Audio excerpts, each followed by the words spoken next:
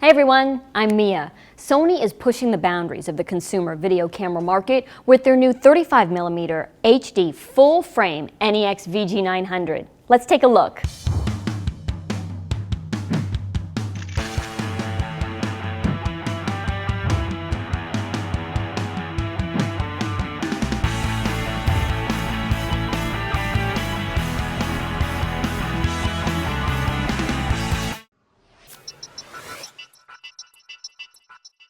This is the first attempt out there at a mass-market full-frame camcorder. The VG900's full-frame Exmor CMOS sensor is roughly 40 times larger than its equivalent in standard camcorders, and it's paired with an E-mount. So if you're already using the more consumer-friendly E-mount lenses, this camera will work with those.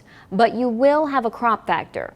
You can't tap into the camera's real 35mm potential until you snap on the included LA-EA3 adapter. The more professional A-mount lenses will take full advantage of the sensor's full-frame capabilities. And what's nice is that the camera will automatically detect which type of lens you're using and adjust accordingly. With E-mount lenses, it drops down to the APS-C mode. So we're looking at a hybrid that bridges the consumer and professional video camera markets while bridging the DSLR and camcorder markets at the same time. Its ability to capture 24-megapixel raw images puts it up there with pro-class DSLRs like the SLT A99. Plus, it captures full HD video at 1080 60p, 60i, and 24p. Let's say you already shoot with a consumer or semi-pro camcorder and you like it. Why would you be interested in one with a larger sensor? First, you will notice increased control over your depth of field. The shallow depth of field capabilities of this little handycam will add drama and professional touches to your videos. We used the fast Sony A-mount 35mm f1.8 lens to capture some examples of the details you can pick up when shooting at a shallow depth of field with this camera. But keep in mind, this lens's focus ring is not fitted with teeth for a follow focus device, and it's too narrow for gearing. So if you decide to change focus while recording, it's only going to be as steady as your hand. As a side note, I would personally love to see a few ND filters built into this handycam to make shooting shallow depth of field in bright light a little easier. It's a good idea to have either a graduated or variable ND handy for your lens if you're working outside. Of course, some E and A mount lenses are designed with cinematography in mind.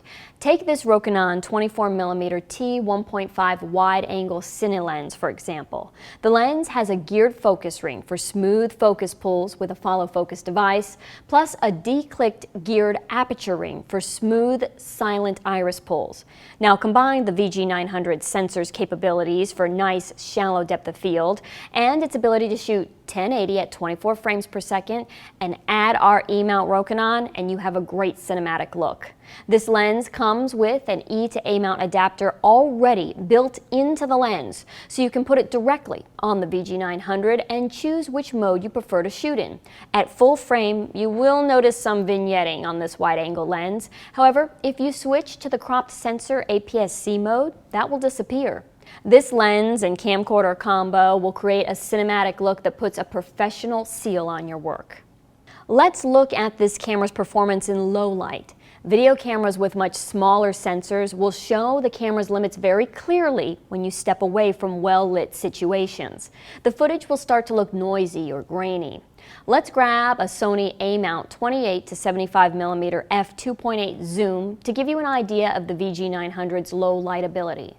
The video is very close to being noise-free. This handycam captures very natural footage that doesn't look too staged or require a huge lighting setup. But while video professionals may drool over the full-frame sensor and like the 1080 HDMI output, which enables you to record 422 video to an external device, here's where the camera falls short for video purposes. You have all that sensor to work with, but in camera, it only writes to AVC HD 2.0 format, which effectively limits its bit rate to a max of 28 megabits per second. Nowhere close to the 45 or 50 desired for broadcast quality clients. Now this keeps the camera aimed squarely at the prosumer market. And while this camera does come with a quad capsule spatial array stereo microphone that records audio in Dolby Digital 5.1 channel surround sound, it doesn't have any XLR inputs for professional audio connections. The VG900 does have a multi-interface shoe, and you can purchase a Sony XLR adapter like the K1M, but it's a pricey decision. Now, the VG900 does have the easy access manual controls of a run-and-gun style video camera. 3 manual control buttons for gain, iris, and shutter speed sure beat digging through menus on the LCD. Plus, you'll find buttons for white balance, peaking, and zebra right at your fingertips as well. I'll wrap up with a few observations that may be food for thought on this handycam. If you use the included A-mount adapter, you will lose the autofocus function, so just be aware of that. On the bright side, the VG900 has this really cool rocker zoom button. Pair it with a power zoom lens and it'll feel like a professional video camera. Now, without a zoom lens, the camera itself provides a 2x zoom, which essentially crops the sensor. But what's important is even with the electric zoom, somehow you don't seem to lose any image quality. This is a hidden gem because it'll help you get a little more out of your prime lenses. All in all, I think the VG900 is an interesting first step into the full-frame camcorder market.